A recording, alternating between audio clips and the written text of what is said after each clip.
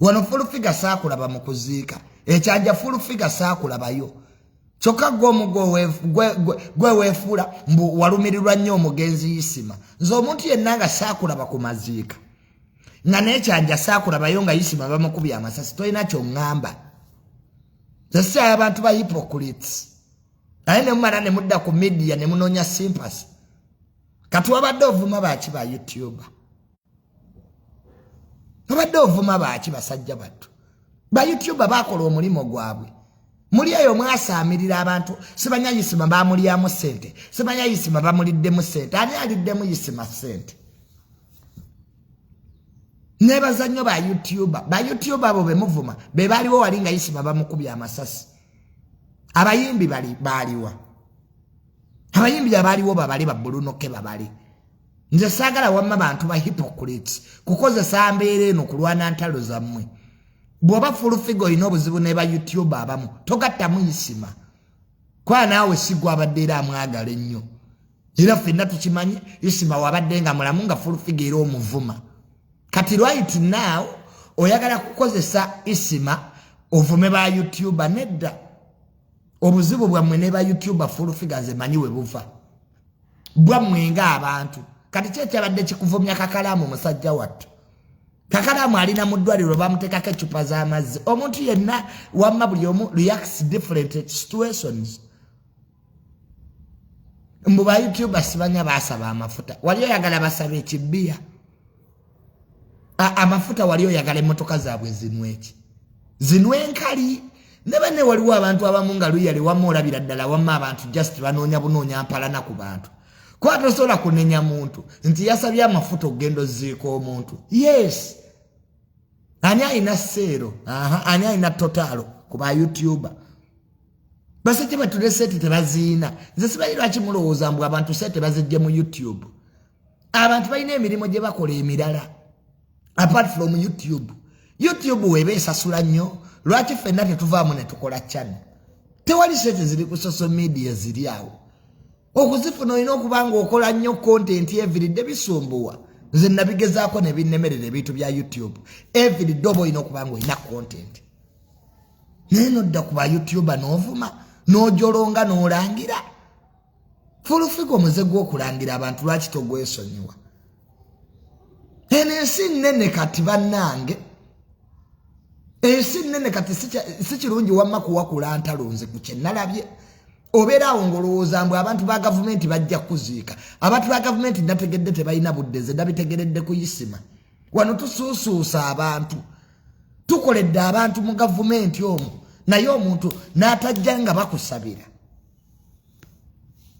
bawozaamu wiyabize wano abakungu ba gavumenti we bafa eggwanga lyonna liggwayo naye abantu abamu we bafa tebakola ki Isma abadde ne baminisita bakwano be saabalaba omugenzi Isma yalina ba MP bakwano be sina gwe nalaba manyi wano baaladdisa abaali bamusuusuuta nina abayimbi be saalabye naye ng'omugenzi Isma wamma yabakola ki yabazimbisanga kakati banne ensi eno buli omu asirikire waali nze ndaba okukola entalo mwandikoze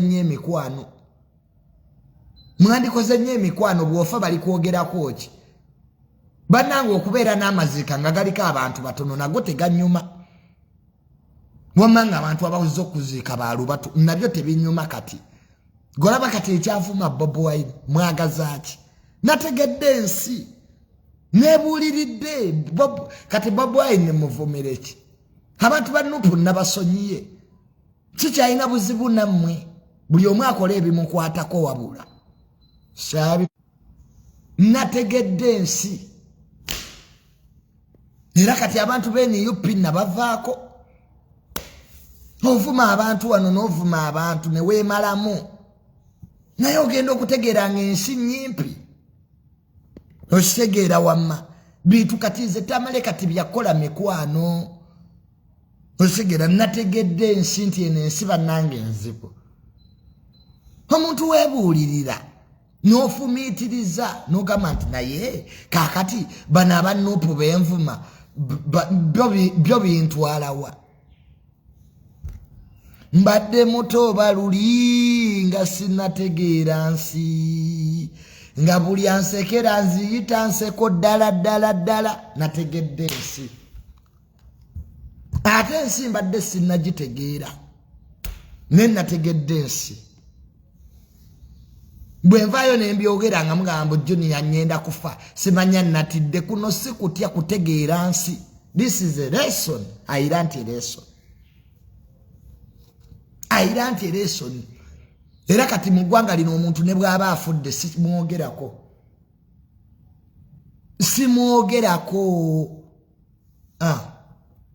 Goloza abatta omugenzi Isma kyekyamusa kwogera ku bafu. Nanga abantu bazibu omuntu ng'afiiriddwa abantu besirika nze sikyayogera ku bafu mu ggwanga lino. Nategedde ekintu kati ekiyinza okukuttisa abantu nga bafiiriddwa n'ovaayo n'oseka. Kyekyassa omugenzi kyekyo teri kirala. Waliwo abanyiiga.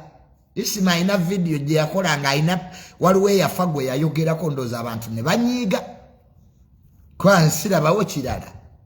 Si kirabawo. Omugenzi munnange kyekyo kirabika wamma ekyamusa.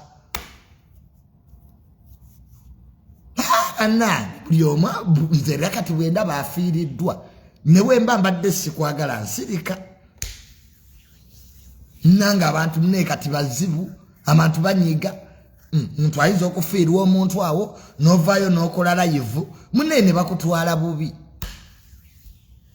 Nze kati buli omu afiiriddwa omuntu we njagamba nga Mukama amulamuze kisa.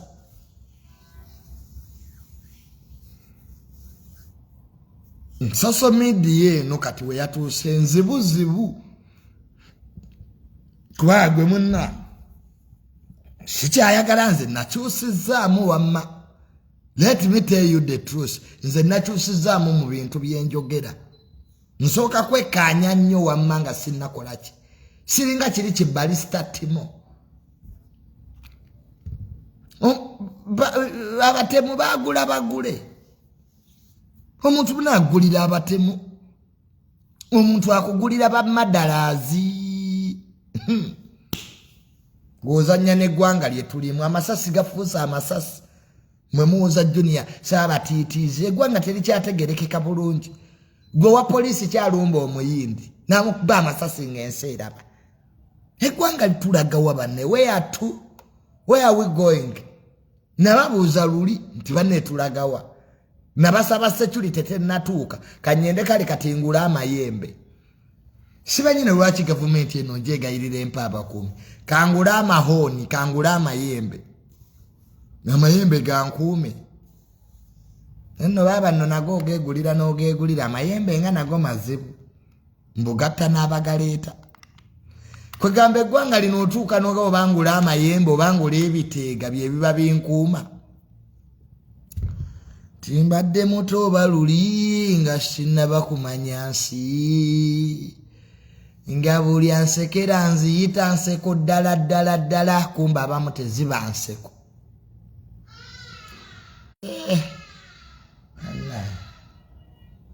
Ebinyonyi ebyo nabyo bisiba wano nga bimpogganira. Okitegeera wamma ekintu ekyo. Si kyangu. Kyayogera ku bantu bafiiriddwa. Ntu ne bakwetika n'obanga gwe wassa omuntu waabwe. So n'olwekyo ebintu kati munne oyinza okugula amayembe gakukuume n'ogamba nti yalabbi ketugula amahoni gatukuuma amayembe. Manya Abaganda baagala nnyo ebintu by'obulogo. Nze sirabangako tribe enyumirwa bintu bya kirogo nga Baganda. Abaganda batandika okwerogoza. Sibanya omuzimu gwandoosezza. Sibanya twabye olumbi. Abaganda balina ebintu byabwe ebibakkiriza ate Abaganda batya okufa.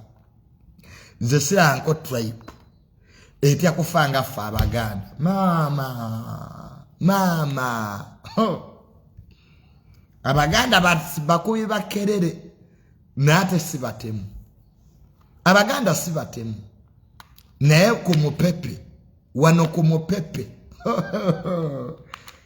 abaganda singa obululu singa ebigambo bye byali gwembuli ayo bonna ba bloga baganda teri ali ku social media munyankole bonna baganda omuganda katonda yamukola nti mukuba omupepe batitizi era kati badduse bulunoke bamulabye nga asitudde ebintu kuloola ayita mu lubijji mbwe ayolekedde kyazanga babuloga bonna kati badduse gwe muli abuloga omunyankole bonna baganda abaganda ku mupepe bayinza okwogera n'ogamba obwa pulezidenti babutwala leero kati ffe twabamanyiira ekyo abaganda ate abaganda tebanyiiga mukye mutabamanyiiko abaganda boogera nnyo abaganda basonyiwa mangu abaganda tebanyiiga wano omuntu avuma kabaka n'atambula misana ttuku naye ng'ebigambo bye bamwolekerezo enzo gagenda ffa the Baganda society are tolerant people abaganda bali tolerant abaganda tebasosola tebakikulimbanga omuganda tasosola omuganda ayaniriza buli omu naye abaganda bankwe banange tuli bankwe ekyo kyo katonda yakituwa munkwe era abaganda abasinga obungi abafudde enkwe bannaabwe so munange byebyo ntumirako nnyo Eddie Kenzo pulezidenti w'abayimbi nawulidde abamusician abayimbi mwegasse kati abayimbi mwegattidde ki mufune ku sente ze zibeegattisa tewali abayimbi temweyagala ekyo mukimanyi buli omu tayagala munne naye akasente ka gavumenti bwekajjanga mwegatta bamusician naye nga nkongolakyuletinga nnyo Eddie Kenzo gwe mwalonze Eddie Kenzo mulungi Eddie Kenzo talina buzibu is a very good man Eddie Kenzo Eddie Kenzo talina buzibu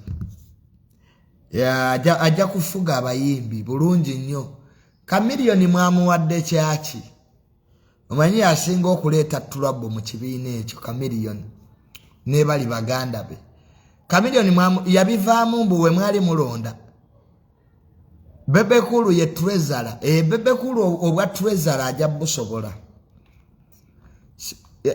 sipaise dana mwamuwa kifo ki sipaise Queen kama Queen Siba naye mwamulonze ketusabe ku mulundi guno nti sente munazigabana bulungi kubanga teri kirese buzibu mu bayimbi nga sente nusu bwe balabanga beegasse waliwo ezijja nze sirabangako mulimo gulimu bantu bategeera naye nga guli disorganized nga bayimbi abayimbi bategeera bantu bayine sente naye obutaagaliza bana abayimbi tebeeyagala beewalana kati nenne kibawalanisisa kiki egoism buli omu alowooza wa kitalo buli omu alowooza yasinga oyimba buli omu alowooza wa swaga they don't want to listen to one another bantu nno bakulu kakati ne gavumenti nayo yalaba obunafu bwabwe kyobola ng'ebakozesa singa abayimbi mwali mwogeza eddoboozi limu singa babakozesa nga mbwa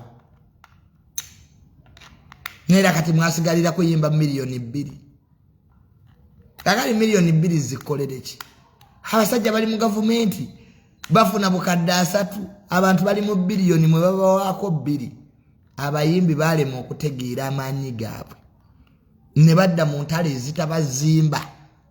ezitabazimbira kati sikingisa avumira kibebekulu really if you look at it saafuna muki nothing teri kingisa kyafuna mu kuvuma bebekulu kwa bonna bafiirwa Abannayuganda bakoowa ebintu by'entalo baagala good music Abannayuganda baagala music mulungi kyobola abanuwaji bazze ne bagwa katunoonya music nega kati kingisa muyimbi mulungi mu kifo ky'okuddayo mu studio akuba ennyimba ezitegeerekeka nga lwe yakubye ebiseera ebyo King Saya nga yatudde wansi n'atula wansi n'aconcentratinga can be the next radio nete beewa time babeera mu byakisiru byakwerwanisa byakwerangira Bebe Cool nga yatudde mu studio n'akuba oluyimba nga talina gwavuma ezo ennyimba ze zitambula naye ennyimba zonna Bebe Cool zaakubye ng'avuma banne tezitambula teri ayagala biwulira kalika akamiliyoni we kabasingira Kamiliyoni takuba nnyimba za mpalana Kamiliyoni takuba nnyimba za mpalana abeera mu bintu byesibanya forever Saabayuda tuyita nabo Gibe ebintu bya Kamiliyoni ennyimba ze nnungi nnyo zirina message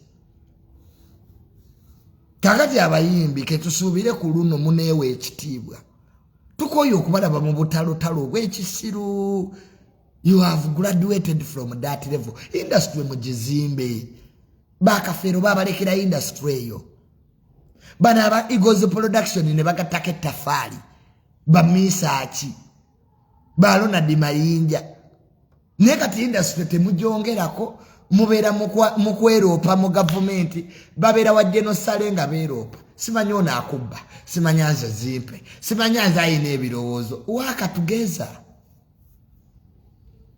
ate teri kyononye music industry nga bakazi waliwo abakazi abo bali basatu basiiba kapeeka kulopa bannaabwe n'abantu temunoyonoona amafuta mu kifo ky'okugenda oweeyo ebirowoozo byogenze kulopa really so abayimbi our musicians tubaagala nnyo naye mweddeko ebintu by'entalo kati tubikooye muddeyo mu kuba omuziki buli omu addeyo mu studio abantu babaseparating naki na muziki nalaba ono Bob Wine alina ekiyimba kye yakuba simanya labisa simanya biki manye musically Bob Wine wa amaanyi mu bya music ebyo Bob Wine abitegeera era teri muntu asologa nti Bob Wine tamanyi kuyimba aba alimbye Bob Wine musically is a power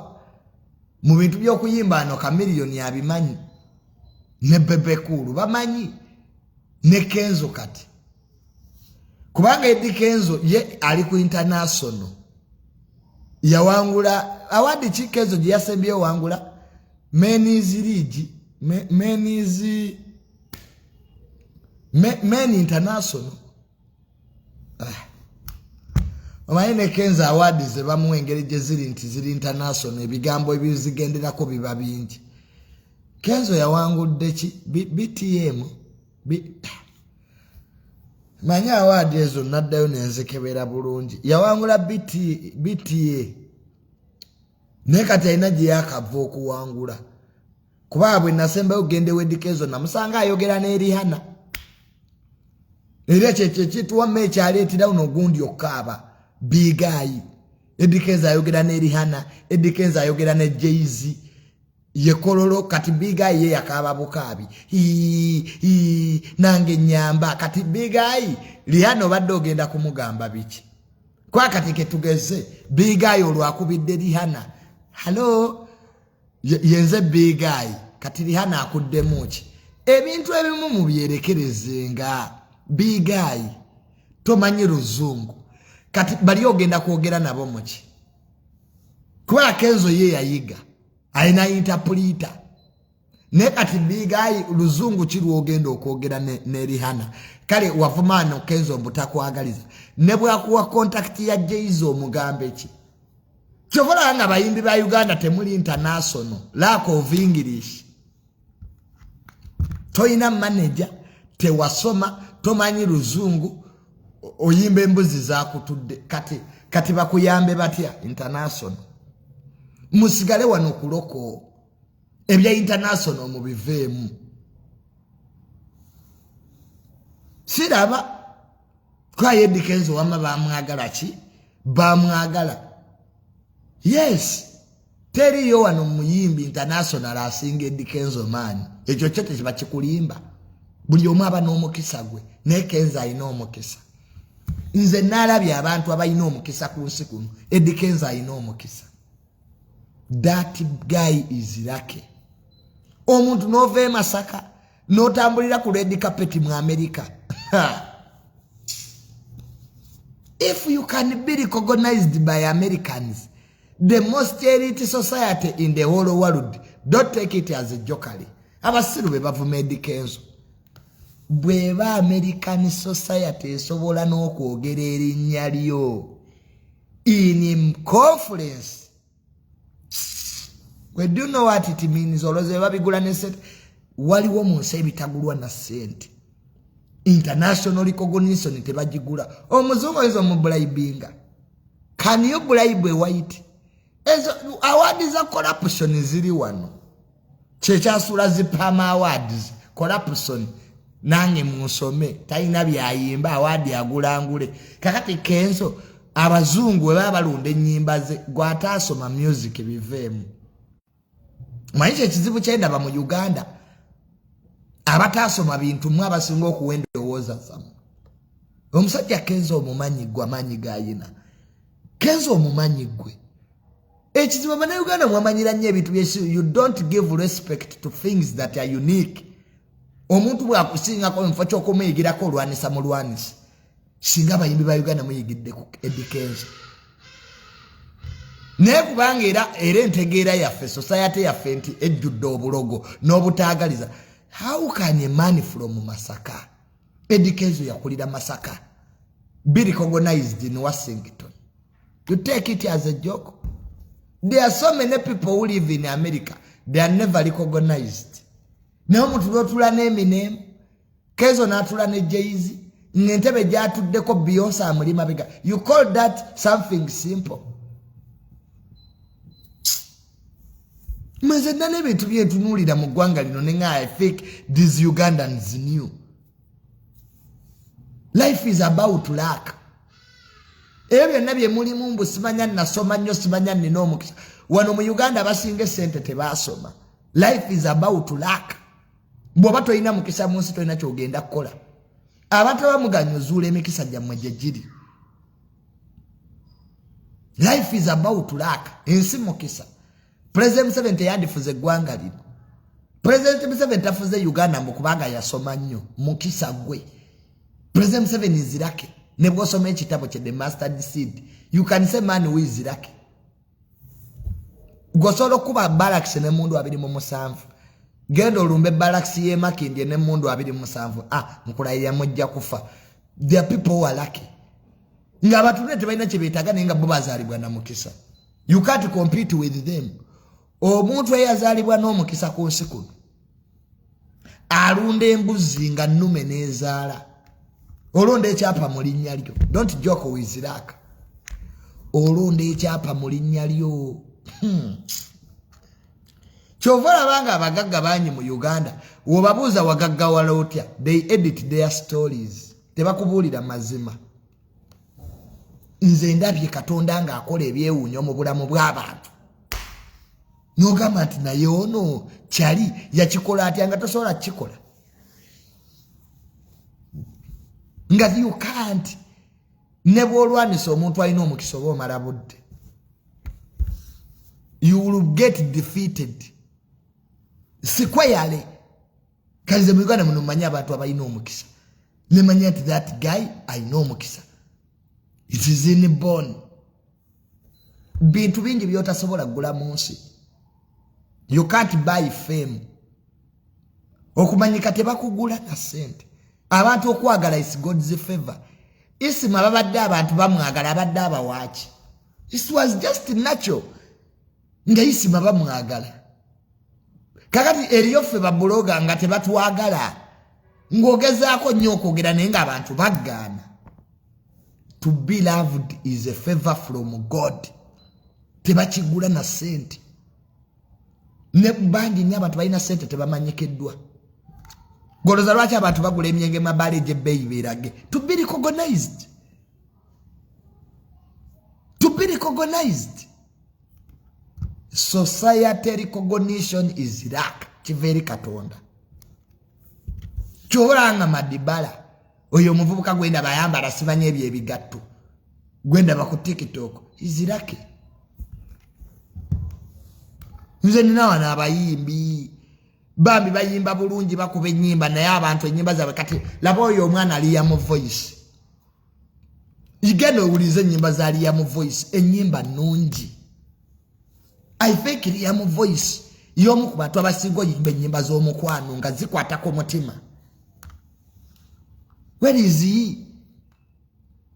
Aliya mu voice ayimba bulungi era ennyimba ze muna abakazi bazaagala nnyo naye ekintu kikyaganye kyokka n'osaba bano ba B2C baliawo ne bayimbera tebitegerekeka nnyo naye ng'abantu babaagala.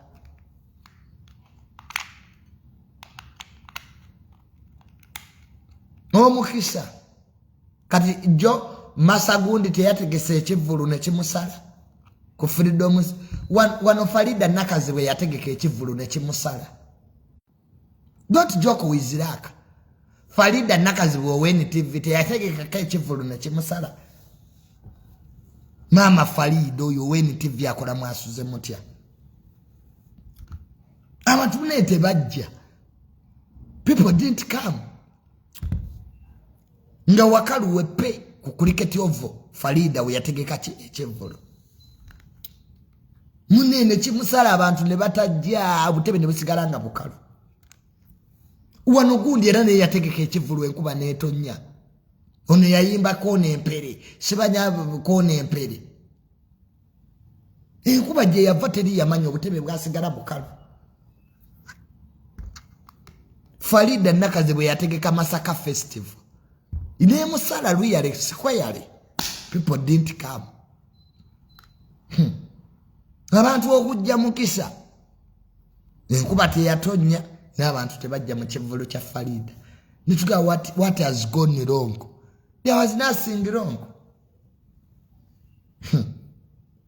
Nenga mkazi watu waba ku TV mumuwa false impression nti Farida mumwagala. Ne wano Farida Nakazi we TV yategeka ekivulu kyamusala ne bakwano babe TV tebajja. What can you term that? So ebintu bino ebyokwagalwa nze mbirabyenga mukisa. Abantu bano ebivulu bibasaze. Notegeka ekivulu enkuba n'etonnya. Wotegese ekivulu omukungu n'afa.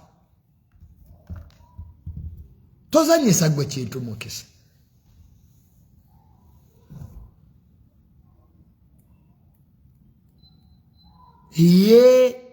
Obutebe bwasigala bukalu.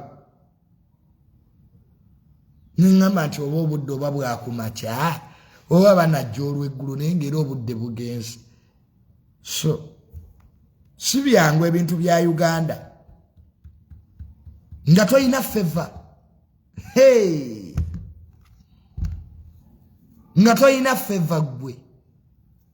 Wana abantu ne bategese ebintu ne bigaana nga si sente nti wamaze ezikoze eki. Nyamne ekintu nene kisala naye ekivulu kyasala Farida.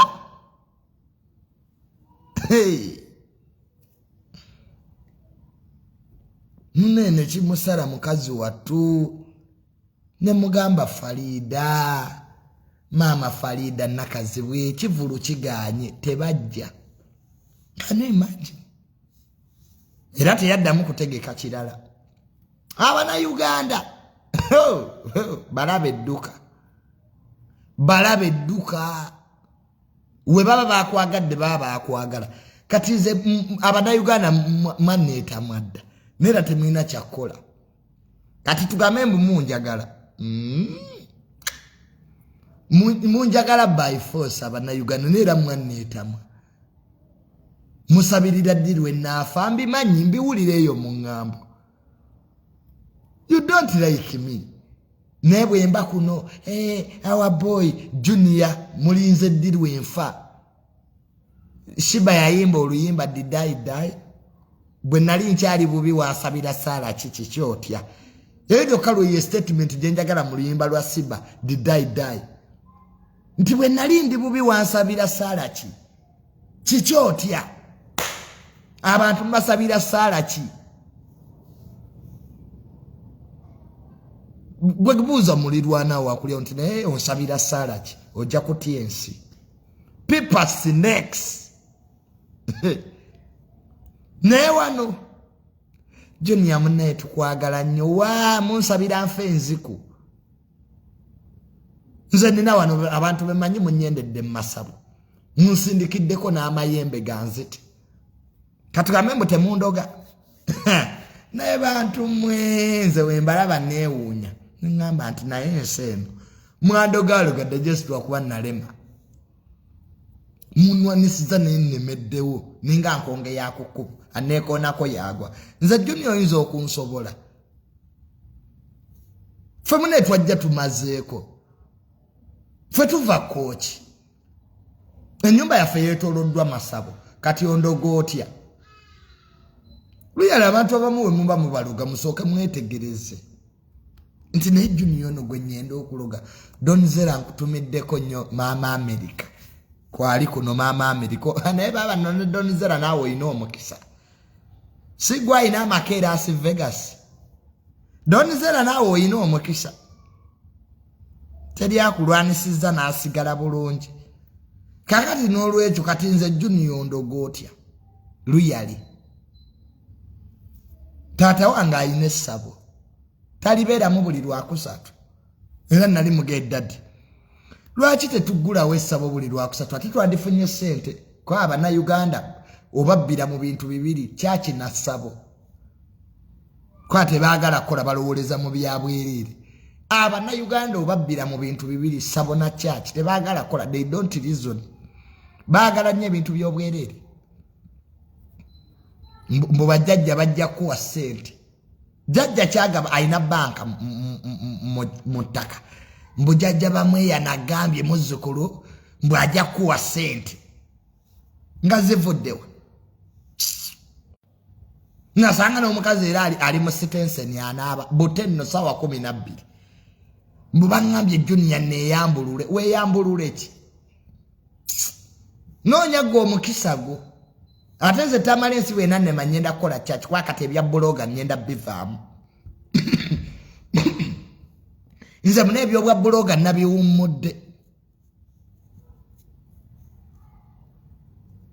nabiwummudde mukwano ebintu ebirimu okufa sibibeeramu twala gye baatwalamu omugenzi teyali nnungi so n'olwekyo munne wamma abantu wamma tebakumalangamu weerekeremu wano Isma abadde ayina emikwano mu gavumenti tejazze omuntu yekka gwe nsinga okwebaza ye mukulu wange Hamu bannange Hamu Katonda Allah akuwe by'osinga okwagala Hamu nze nali sirabanga muntu wakisanga Hamu Hamu simanyi kye tulikuwa bannange Katonda Hamu yasooka kugaggawala mu mutima nga tannagaggawala bannange era ayina yayongerwako Hamu yayagala Isma mu bulamu Hamu yayagadde Isma mu kufa ebyo byonna ebisinga obungi Hamu ye yabikola ku kuziika kwa Isma tubeere b'amazima si mu kuziika kwa Isma Hamu ye yasinga okukola abalala bonna bakulimba Hamu ne tumugamba Hamu bannange Hamu Hamisi Kigundu Allah akuwe ky'osinga okwagala nze nalabye abantu mu nsi naye omusajja bannange ayina ekisa omuntu gw'otamala n'eddakiika 2 Hamu n'aliisa abasiraamu Hamu n'aliisa abakatuliki Hamu bannange ndowooza munnange okugaggawala osooka kuba na mutima mulungi naye Hamu yakola ebintu ku maziika ga Isma bannange wamma omuntu wamma bamusiimako naye Hamisi Kigundu Allah akuwe ky'osinga okwagala era Isma abadde ayagala Hamu ng'amusasulira ne renti nga Isma bambi tava wa Hamu kino Hamu kiri Isma bwe yafuna drone era Hamu ye yamugulira emipiira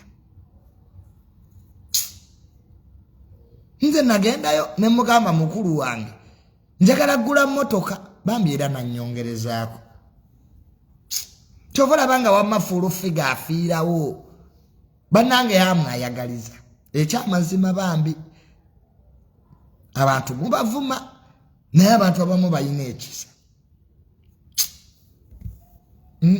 nze ne mukugiraawo mukuziika ngeri ebintu mune bambi bamukubira ekiro namugamba buli kimu kyonna muŋŋambe teromi hamu yagamba buli ekikwatagana ku kuziika kwa Isma mumbuulire nze wendi kati omuntu oyo banne tunamwebaza tutya era nina ekirabo kye bambi nzikirireyo nakivubo nkimuwe people are very good hearted people good hearted diba nense nekyayinamu abantu abalungi naye omwami oyo Allah amuwe byonna byasinga okwagala agwanvuma waleeta mmeka naawe yasamira muli mubeera mu kwebuliza ku bantu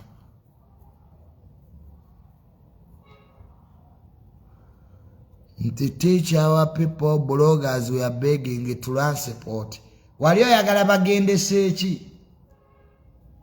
bloggers wali oyagala tugendese eki ne bwe tuba amafuta agatutwala twasabiriza masabirize ekirungi twaziika wali oyagala tuweme kutuukira mu budde temutubanyira nammwe ate nga mutuwalampa okusabiriza kibi abantu basabiriza kubanga tebayina gwayina ennyo watuwa mmeka lwaki gwa amafuta tewagatuwa mutwalize muli nammwe okumanyira abantu n'okwogera ku bantu mwamuloza buli omu munaku akakati gwe watuwaayo mmeka mbuba buloga basabiriza amafuta tugasabirize tusaba bagagga obadde oyagala tutambuze bigere wali oyagala ogenda nga tugenda okuziika Isma mwali mwagala tutambuze bigere temutumanyira manyira nammwe wali oyagala tuleme kutuukira mu budde nze mwennyini nze tamale golaba twali tulina bye tugenda okukola mu lumbe nene mutulangira amafuta fulufiga n'atulangira amafuta tuli amafuta buyali mulekerawo nammwe ate okutumanyira okutufuula abanaku ab'enkomeredde twasabiriza kuba twali tetuyina gwe bw'olizimba petrol station olituwa kumwe kuliko analina petrol station mu Uganda tunaga bwerere wali oyagala tugendese eki tutambulewo tukozese maato nemwe mulekerawo okumanyira abantu mmwe bw'oba omuntu wammwe oyina entalo zo nze kye ŋŋamba full figure ate tutukozesa kufa kwono okuvuma bali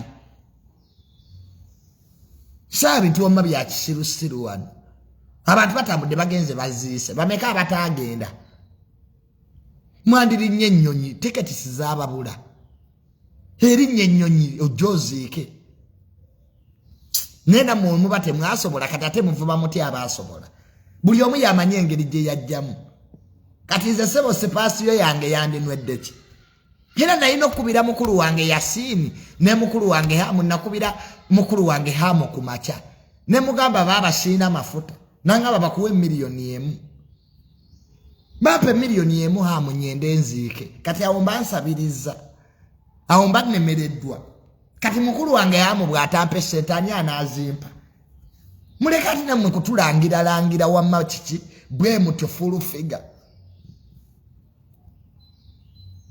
yes kati mwali mwagala nzijjewa abantu bebweru timukyakwata masimu mwanneetamwa nabasabiriza nentuuka nenkoowa ayagala ampa atayagala alekeyo bwe nali mu nopo nabasa ekirungi mwazimpanga abantu bebweru mbebaza muyina ekisa ky'abantu bebulaya kyo kyekyabalimu akasente ko mukagaba temutumanyi nnyo naye mutuwa nekakati mwali mwagala tuziikise eki kati singa tetwajja mu kuziikira mwandi tuvumye mbu Junior teyazze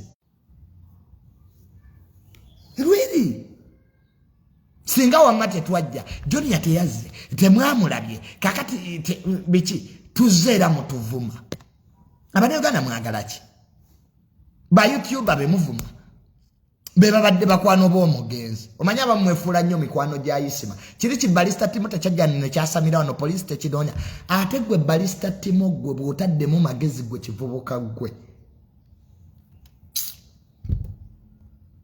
Omuntu yasamirira wama n'obaako wookoma. Ne balista timo aba yalaba nnyo Isma ne wiiki 2 zaali tezinnawera. Oli mufumbi wa caayi ku luno wafumbyemu owa kisula. Hey. Balista timo bukyanga ofumba caayi ku luno wafumbye wangege. Kamwako oyasama nnyo muvubuka gwe. Kati byodiyo bye wali okuba ebyomugenzi ani yali abikubuuzizza. Owe implicate gotya mu madda gy'otamanyi. Oyinza okuvayo n'okuba audio ez'omuntu nga bamusebusi. Olimu amagezi balista timo. Kivubuka gwe bw'oteebuulirire n'ofumiitiriza gwe. Munoonyeza nnyo likes ku TikTok. Bw'oba ofumba caayi sirika. Poliisi yali tennabikubuuzaako. Kubanga balista timo audio ze wakuba wandizikubidde poliisi. Teri yali abikubuuzizza. Kyasamiridde kikoze live nga kiri ku boda. Banenze nziruka. Banenze enfudde. Kati tebyakuleetedde obuzibu ate bajja kukukwata gwe.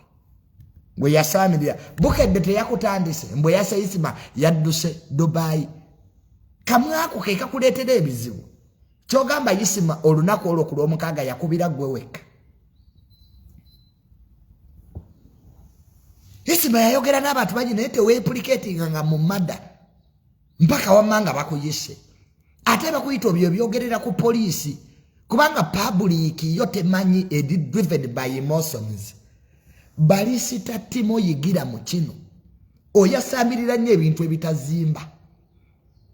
Oli mufumbi wa caayi simanyi lwaki tuconcentratinga ku kufumba caayi. Kasimanyi oba n'okufumba caayi mulimu. Kati oteekako amajani ne kaawa ku caayi. Is that a job?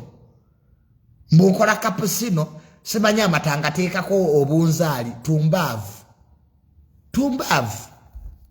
Oyinza okujja mu maduuka gati nze ni mufumbi wa caayi munkola cappuccino simanya kapunankani. Amata just ogateekako kisula n'omujaja. Is that a job? Natuwama just wama kubeera awo nga basinika businisi binyo.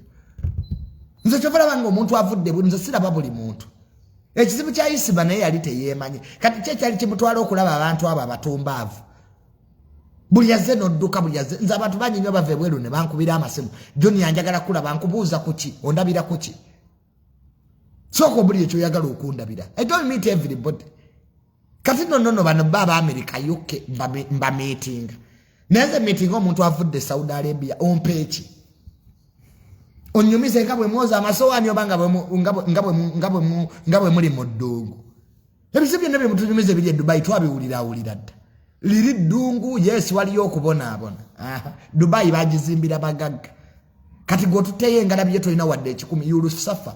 Dubai was beautiful for the rich. Ne otunze poloti emiliyoni 3 mbogenze Dubai. Lwaki tobone mbwagwe. Balisita timo kuluno ojja kuzina baleti.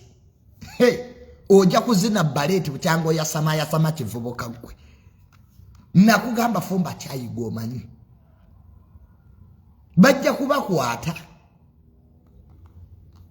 Abantu abaliranye Isma bamusula ekyanja basirisi. Kiri wali kibalista timo kye yasamya kikubye audio ne baneera obutasoma bubi. Mutwala abaana ku ssomero kati kyasoma na criminality tekimanyi na kibayita confidentiality. In every matter you keep quiet. Necha ekivubuka ekyo nakirabanga bajja kisiba. Ne bwona dduka mu ddungu balisita timo bajja kujjayo. Ojja kutubuulira. N'olindisa omugenzi ku roundabout emunyonyo ate n'otakwata ssimu kivubuka gwe. Yeki kyali kikuleese ne mu Uganda balista timo. What had brought you here? Kyasamirira kiringa malere omutwe gukyeye kalayi mwe bavubuka mwe aba TikTok kamba bulireyo ekintu kimu. Muzanyire mu bintu birala nnyo naye ebintu ebirimu okufa mu bigende empola. Mbalaba mwasamirira ku TikTok abamu ku mmwe. Bajja kujja mu ddungu gwe weewunya n'okwewuunya. Lumbu yaliddamu okuvuma genosale. Lumbu ye lwaki taddamu n'avuma genosale muteereddewo ssente. Lumbu ye waba musajja addemu amuvume yamugamba gwe guba bagamba lumbu ye gwe guba gusembayo okukola ki okunvuma nkuleeta. bajja kujja mu ddungu nga n'eŋŋamiya tezimanyi goboloza Dubai eriwala mwe mwesiriwazi mwejasuwa kuba abantu babasonyiwa busonyi nti muli eyo mwalemererwa densi mweremererwa temwina mulamwa omunaya kati efaaki n'ekisiraani kino kaba muli swaitani ezitambulira ku nsi eziri mu Kuruhani bwe bagamba amajinni mayembe amajinni bantu abamu mwava mu buntu ne mufuuka amajinni ensi mugifuukidde ekyokoola mufuuse ebikolimo omuntu poliisi tennabikubuuza poliisi balista timo yali tennamuyita nako kubanga ayagala nnyo feemu cheap popularity ojja kufiira mu bintu by'otamanyi ggwe mulekerawo okwagala likes ne shares ofiira mu by'otamanyi abatemu abajja okutta Isma tobamanyi ne kye baagala tokimanyi kati ovaayo otya ne weimplicatinga mwogere bitono olaba bulunoke atuuka okusenguka bamulabyeko ku loole ebintu nga bitisayita mu lubijji. These are not normal times. No muntu wasoma gwebba zenalima ine babalista bazinyi babaleti ibulake ya chingamba wano recent nangamba babalista tebazina baleti bafumba chai kwa zenalima into kufumba chai mulimu musimanya Capricino safumba balista timo era waliwo ekivubuka ekirala ekisiru ku TikTok okwo simanya Calvin Kayanja. That boy is also an idiot. Nena obudde bwo bujja Calvin Kayanja mbuye president wa bakadama ani yakulonda Calvin Kayanja ani yakulonda okuba president wa bakadama. Where is your working certificate okuva ku ministry ya labor? Mwe bajja kuba kwata babasibenga mwetuuma ebinyanya mbunza simanya president who voted you wasoma lebalo gwe Calvin Kayanja osoke waite president. How can you be a president of a section of labor workers nga you don't have credentials? We shall arrest you, Calvin Kayanja. Who authorized you? Where are your structures? Mulioko ku TikTok mweyise buli kika kyalinya. You are idiots. Muga nyokula. Omunokera ku bachede waita president wa bakadama ani yakulonda. Ndaga certificate okuva ku ministry ya labor. Bagenda kuleta teka minimum wage bako consultants Calvin Kayanja wasoma ki? What did you study? Wasoma lebalo. Omanyire back ya 2006 gwe Calvin Kayanja nga tudema kutandika kweyita na president wa bakadama. We shall arrest you. Be very careful. To be a president you must have a working certificate. Isima okubera president wa babloga government ya mukkiriza ne ministry ya ICT nge muri organizinga. Era omukolo oguteekako minister wa ICT yajja yennyini omukolo oguteekako yisibanga president. Naye omuntu ne mweyita ebinyanya ebyo nogera ku macha ne weyita president wa bakadama toberangako na Dubai. Calvin Kayanja talina na passport tamanyi na kye bayita international labor laws tazimanyi mbulira ye mu Calvin Kayanja international labor laws efuga abakozi tamanyi na UN charter. Munaya ali awali ku TikTok munaya abulirira. Look at this idiot. I have looked at you for a while. Ninganti just enensi wa matemanyi kusowinga. Uganda teina culture kusowinga bantu. Nesi ngwe twabasowinga dolwa impersonation kwefuula kye mutali. They are two idiots on that app.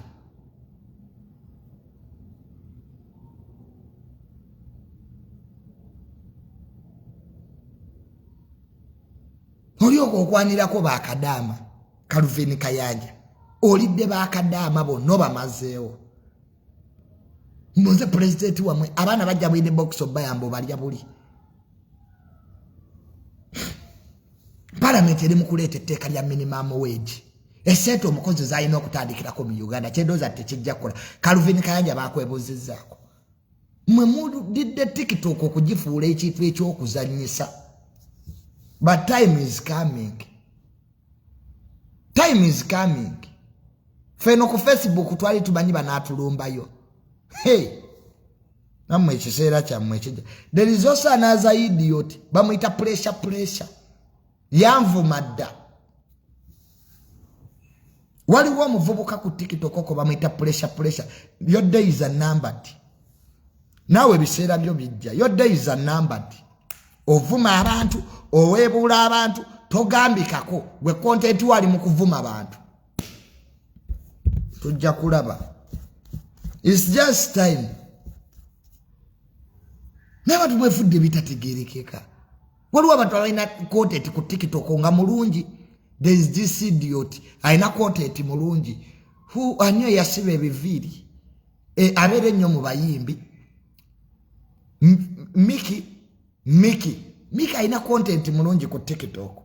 Waliwo n'omwana bamuyita Ivo aina content mulungi.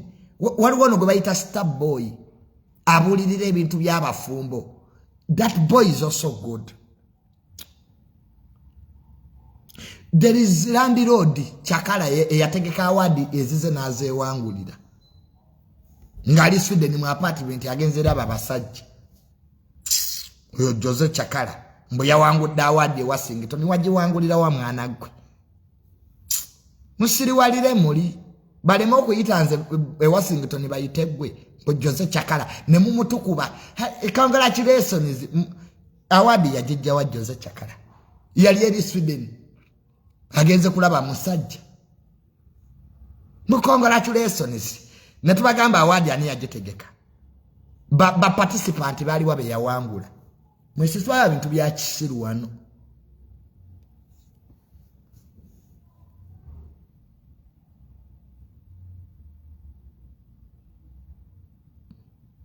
N'abantu ba social media mubugumirira nnyo. Era Isma nali nabimugamba omugenzi. Ne mugamba Isma lekera okwesembereza abaana ba TikTok. Isma ngatategerekeka. Era ali nono. Omanyi Isma badde nnyo n'omukwano. Nze sina mukwano. Attitude yange nyambye nnyo. Nze ojja okumbuza n'enkutunuulira bwenti. Ne weegoba wekka.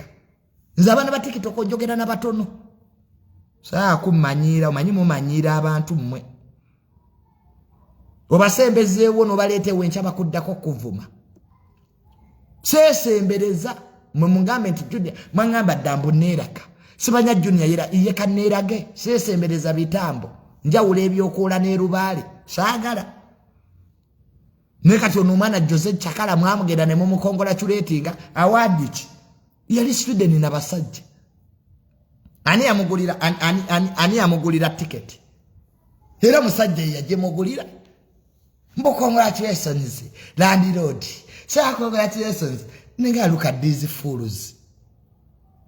Balemo kuyita Wisdom Mukaye Washington. Balemo kuyita nze Junior. Mbo bayite Jose Chakala nawe teka munko ku bwongo. Penge amaze banga ngayola kasasire Sweden ngate bamuwanga award. Penge Lucifer. Amaze embanga myaka musanvu ayola kasasiro. Ngate bagimuwanga. Kale wadde mwebaza ati penge webale nnyo kuvuga bimotoka bya kasasiro. Ngate bagimuwanga. Nzolo n'abantu betu nuyanga balemeddwa ensi penge y'omukubbo. Kipya kyaleeta. Naye yamanyira ddoyo penge. Yakawandikira genocide emails ezisoba mu 10 tebamuddangamu. Edimezaya bamututte. Ne bamuwa n'omulimo. Edimeza yabadde wa genocide. Ebyo penge bye byakulema. Wavuma abantu penge wavula abantu. Nedimeza na yakulese. Ekyo siga kyokungula. Hanti muri banaku mwefuula abayina. Kye kibaleetedde obuzibu mu penge mwava mu family enjavu. Muri banaku. Osibo wandikira genocide email zitakuddamu penge. Neyisayo muntu wefuulako kiwaji n'omala n'okkakana. Enkya n'ovuma Bobi Wine n'oddayo. Luli n'ovuma gavumenti n'okoma. Byonna byo tebikyakola makulu. Kati yu Edimezaya yabadde wa genocide bamuwadde omulimu. Ke mumuvume ng'abaana be banwa amata. Namuga Edimezaya ebweru okyakola yoki. Beera wano n'omulimu goddeyo ebweru ovuge bus. Is that hard? Kati Edimezaya bagenda musasula. mwenga muli eyo muvuma ati mwamanyira okuvuma kwa mwagwe eddalu nze abanaku temuyinza kuŋŋamba kyakkola teri munaku asobola kuŋŋamba kyakkola nze mubanvuma singa ndabamu hamu singa ndabamu sudiru singa ndabamu mulwana nja kutya naye omuntu alina smartphone yonna yayatika nebyotypinga tobiraba ovumenzi omanyi mwefudde nnyo ab'amaanyi kali kalwikiwe kabagisingira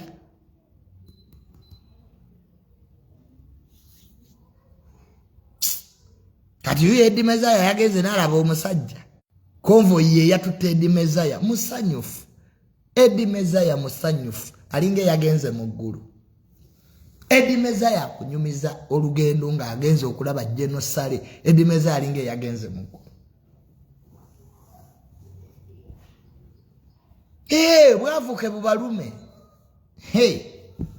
ne Bobi Wine yabakoowa omwavu ayagala nnyina nakugamba dda penge va mu bintu by'ekisiru ogenza okujjukira okukyusanga obudde buweddeyo nowandiika email esooka nowandiika eyokubiri tebakuddamu kati Balamu nga takyazikuwa nabo batuuka babbalamu abo ne bakoowa Balamu naye atuuka n'akoowa okumusabiriza wano Franka Gasumba yabadde abawa ku ssente naye yakoowa muwala we yakula penge ng'ava ku ssimu ya Franka Gasumba anko anti anko kojja ne bannange naye bw'omulaba ku live nga naye yeefudde ow'omutawaana weewuunya maama Fina yali akuwa ssente wamuvuma mumanye ebyo ebyokuvuma abantu mbwobateekemu eriyo baabimala dda abagagga tebakyabyagala era kati amagezi genkuwa nweza hamu kakati yakuwa kasente penge munweze oyo alina omutima omulungi ate agaba yajja kati okuyamba kwa emyaka 7 ogenda myaka 10 ng'oli student toyinawo kyolagawo wadde oggulayo poloti erimu ey'olutobazi tewali penge emyaka gy'amaze student taguze wadde nakibira mulimu bumyo naye namulaba nga mmanyiira nakoowa omuvubuka oyo neyeekubya obuyaga talina mukwano enjaga ebaako weekoma kati penge weekubiza obuyaga ne weekubya obuyaga bukuyambye eki leka Edi Mezaya bategeera bafune kyewali oyagala penge Edi Mezaya kati yakitutte kati gwe wasigala ku live kwogera ku bayimbi abayimbi tebalina ssente bakuwa emmeka tebasobola kulabirira famire zaabwe balabirire ggwe nze bye nagamba emusirwiki ne mugamba lwiki oli mukwano gwange beera mu bintu bye bya tourism in fact osobola okusayininga endagaano ne tourism ya Uganda n'obeera ambassador waabwe lwiki teyategeera kati si byalimu era kati musajja watu ali mu tourism yeetambulira omuntu otuuka n'okula wamma n'okkakkana n'ogaaka akati ebintu bino mbikoze ebya social media naye ffe twakajja ku social media tuyinawo bye tuyinawo yes nina ebyapa bina mmanya gange nvuga sipaaso yateyitamu masasi naye akati penge ewammwe waleko otunzeeyo ezana kwa Isma y'amaka ga taata we weegali gye twamututte kati penge bw'ofiira wano tukutwalawa ekyo nno ekibuuzo kikulu bw'ofa kati tukutwalawa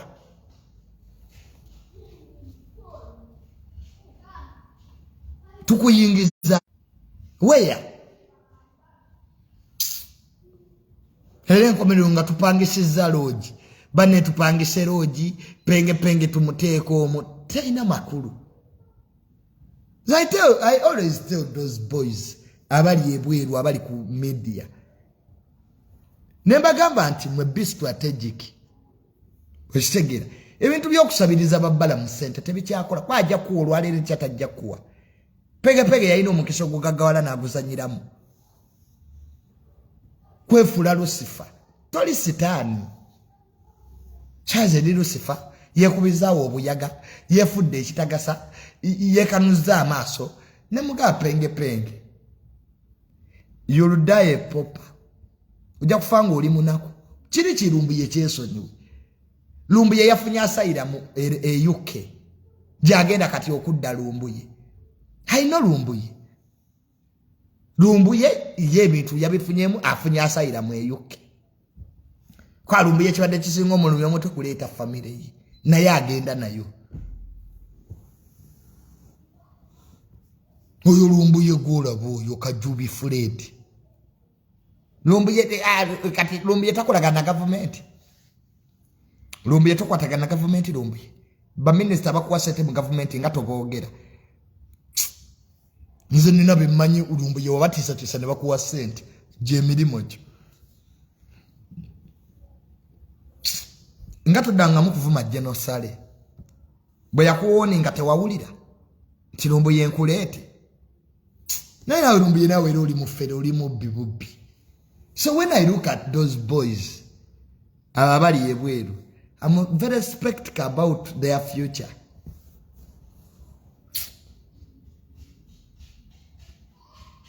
Tedi seti zili ku social media bazawede mwaba wana ba mama kaliro. Negati nezawede ya kukowa. Ba mama kaliro na bakowa muna abantu bakowa basabiriza. Zenna abantu benna sabiriza nga sete bulaya kate namba bajibuloke. Tosobola kujanga buli live gyokologa abakutere sete ku PayPal. You are past that. Sibaya inamwe satu njagala kulya pizza penge byabeera. Now look at this idiot. Aina waka sente kateke ku PayPal sibanyandye pizza simanyandye bichi simanya mumpu. People get that. Chibinya abantu okutaminga nti oli musabirizi. Yes, it's very bad by the way. It's very bad. Lwichi yabivamu ebintu byabagagga ebyera byali byononye mu Lwichi. Kimu bibiri mugagga wange, kimu bibiri mugagga wange. Oli kubadde okomba abantu mu bubina. Why don't you make your own money? Why don't you sweat? Abantu tebagala nnyo muntu abasabiriza. Batuka ekiseera ne bakulabanga bakuwewuukirira. Kati ze junior abantu beni yupe kimwali mwagala mbere. Mbumbere nga mbasabiriza. Abantu beni yupe omanyira mutemina sente. Mwagala nnyo ebintu by'okuba mama, alo mama, nze tamalenze. Nze gwe nkuite mama, nze naba mama basatu mama kadaga. Sente ziza check. Nina mama Amelia. Byenjagale wa president yabimugamba. Kakati gwe nkuite ntya mama. Oli Massachusetts, oli ku Poko joint. Biru zikutudde mu bulago. Kalati nange nkuteekemu omuguwo omulala. Namwe mweddeko. Naye abira tuya kalakazi ka Patricia Sewungu. Nako kali mu struggle kali amundye. Mbo junior yakoze obi okuva mu struggle. Wali agala njoze stocks za Bobo Wine, opita Bobby Yanga. Obo pita Sauda Madade yavaamu olubuto. Saa bintu byakumanyira mmwe.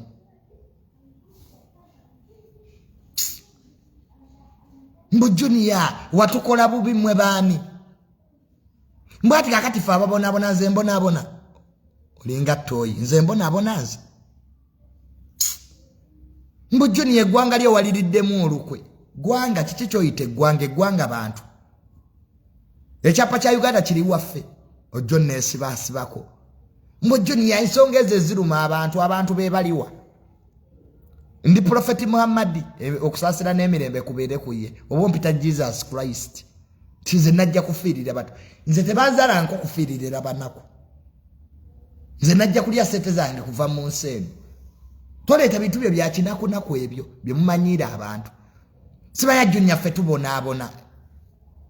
Okubona kwamwe kwavira ddala mu Bible. Bana mayita abantu bakatandika leero okubona. Kuvira ddala mu Bible nga ne Yesu waali. Abavu baaliwo kati nze mbatwalewa. Mbayiwe mu nnyanja. Waliwo abantu abanayuganda bintu bye boogera n'olyanga obusungu bukuluma. Naye kati wulira embizzi eno. Oli Massachusetts weekweso owoza kujjako mu 7. Lwaki tojja n'omugirako wano? Webutuka okwekalakasa tetubalaba mwagala baana b'abandi baffe.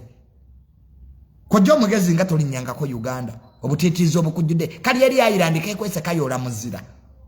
kona kona envizi kagenze ne manyuma kabera nkoyiba mugende mwe kalakase kote kajja kwa kujja omusiru lumbu yenga yekwese mu mpoko ettake lwaki temujja sutwago ne mugiteekera ddala mu Uganda njagala lumbu yekigula lujjo kikolereko mu Uganda obutiitizo obubajjudde mwe muli batiitiza ate muli ba hypocrites abantu beni UP muli batiitiza you are cowards habi akati fe junior laba tuli busy kakati fe milimo jaffe ja hour fe jaffe jo mwezi fa bayina okufa kale nze tebansasula mu abansasula mwezi am I capable of this president wa Bobo Wine ali mu motoka etaita Masasi mbuli ayo freedom fighter musio natabulya motoka etaita Masasi Sankara yagitambulya mu Burkina Faso Mandela yanunula South Africa mu Africa Saidi yagitambulya mu mwe muloza tuli basirumu mwe mumanyirani Fabi tibye ekisiru wano kulimba bavubuka namwe nga mubattise ebyekisiru mu junior sibanya mu 7 tugenda mu lope wa Biden ngate mugendanga mu White House Biden talimu ngate mu lopanga mu 7 mu junior for tulaba mukera gwa kwekalakasa sibanya twe muli abantu batano mukubira aba America enduru America yefuga Uganda this is a British colony mwifacho kubala obudde nga mugeze Washington mwekalakasa mugende ku lubirirwa King Charles Buckingham mwekalakasa zao Uganda is a member of Commonwealth it's a British colony that makes sense nemuli mu America mwasamira aba America babakowa okubala obudde ngo ogamba aba America bizubye ogagendo bigamba abangereza biba colonial master ba Uganda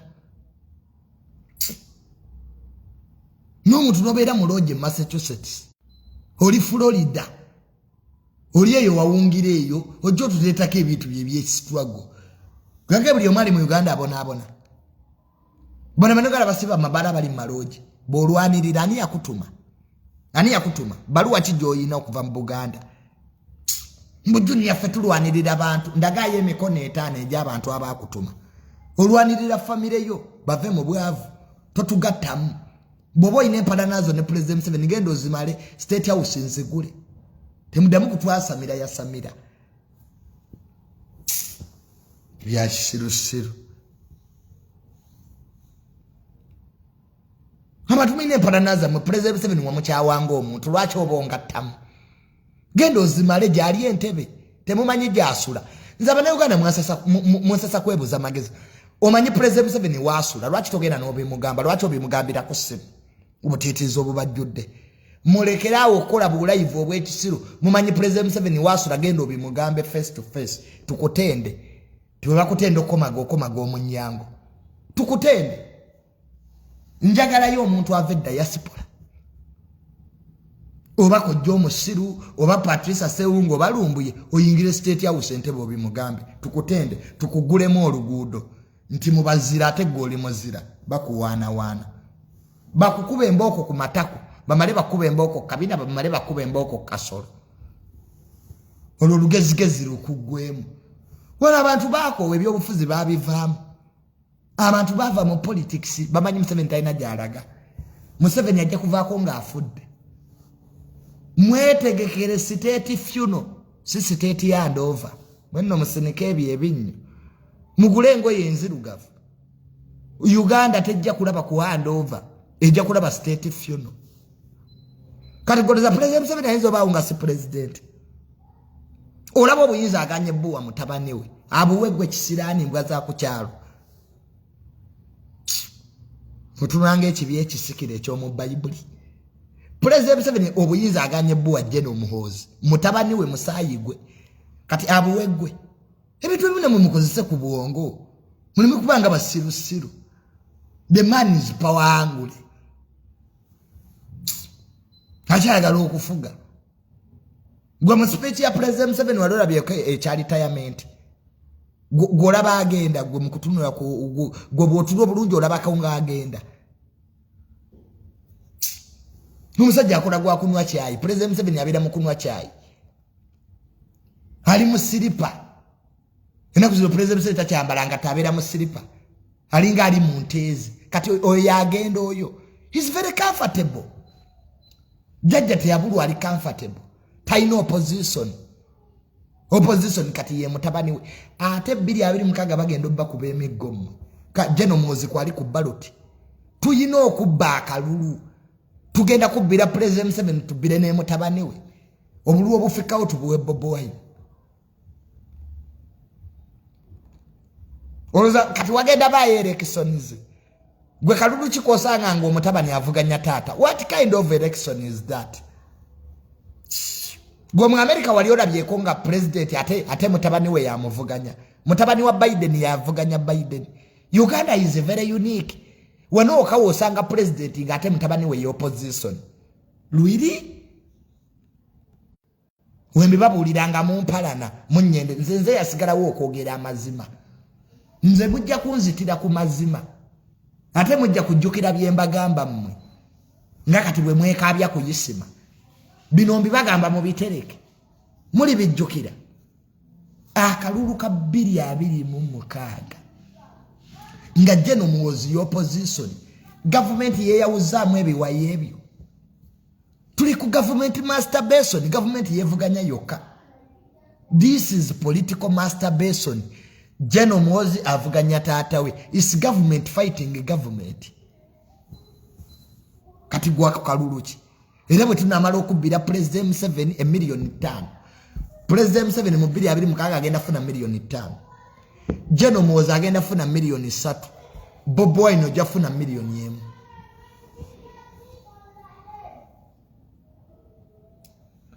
sibibabuulidde mukyalina kye mumanja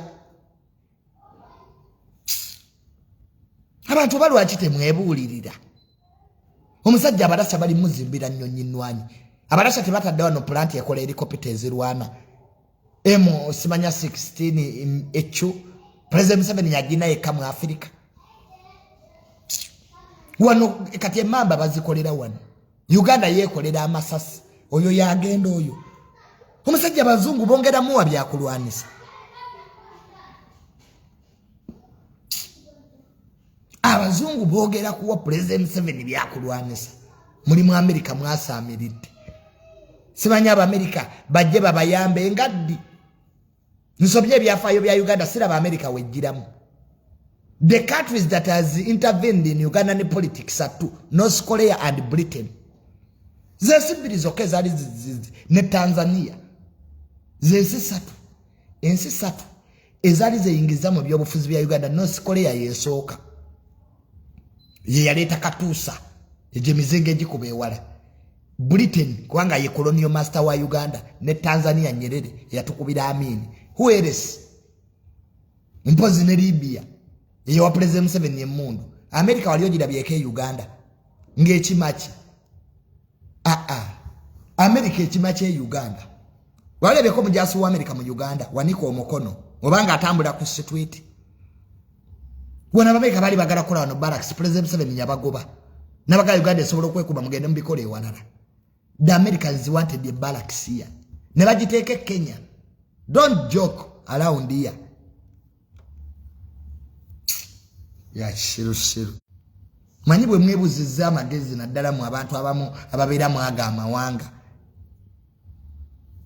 ndagayo mujasi wa America gwali olabye mu Uganda wadde nga atambula ku street. This is a British colony. Uganda is a member of the Commonwealth. America cannot interfere here without the British knowing. Can you get back in Paris? Lwaki General Muhoozi yasomera mu Bangereza Sandhurst.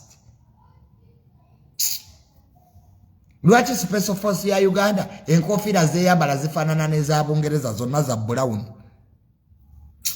You think it is mockery or it is imitation? Mwe musome ebyobufuzi abantu bannopu muve mu kubedo obuyinza tebuli kamocha ejo mubereyo ne muli emirondo ne muli ebinondo ne munwerako Rolex muli mukunwa munanasi munamwe mwagala mbu we want power which power are you talking about?